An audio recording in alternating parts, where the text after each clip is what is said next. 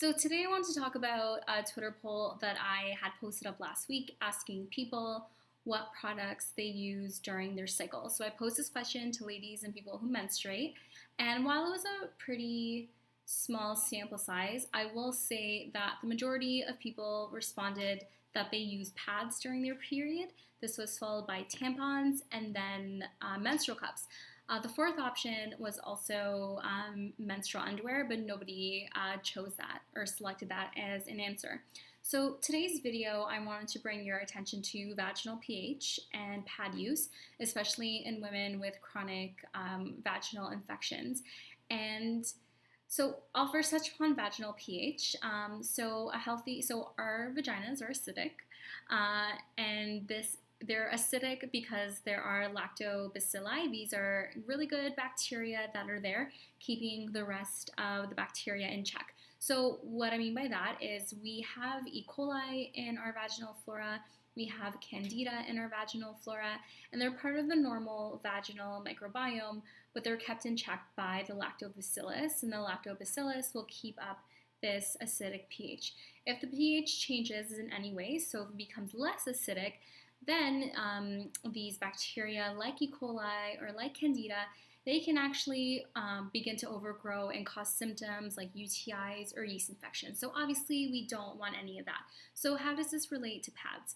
Well, pads will go ahead and obviously collect our menstrual blood, and that menstrual blood actually has a pH about 7.35.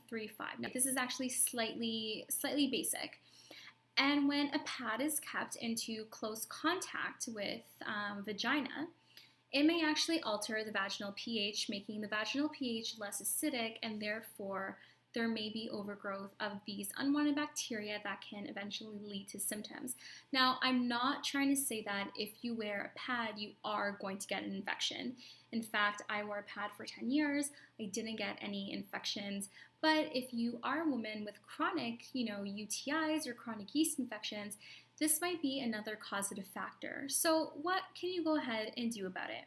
Well, you can begin to change your pads more frequently, especially on your lighter days. If you think, well, maybe I can just, ride it out for a little bit and change it when it's like pretty full, I would go ahead and change it a lot more often than you think.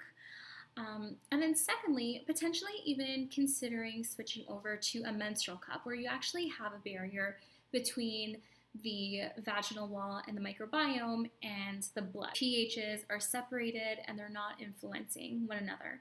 So what is it that you can do with a naturopathic doctor?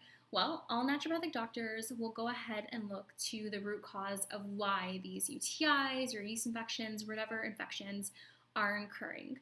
And so typically, if you are a sufferer of chronic infections, it may actually be due to an imbalanced vaginal flora.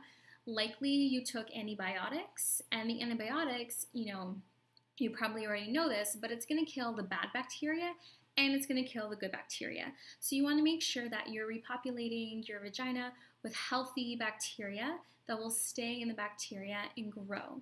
And secondly, we can help boost your immune system so you're less likely to get vaginal infections. So what I'm going to do is on my blog post up some more information about the vaginal infections, about the pH, and other causes as to why vaginal pH can change. It's not just blood, it can be a couple of other things too. So be sure to read that. And then I'd love for you to participate in my next Twitter poll, which asks you if you track your period using a period tracker. If you do, or if you don't, I'd love to hear it, and then I will report back with all the information. Thank you so much for listening to my video. Hope you guys have a wonderful day.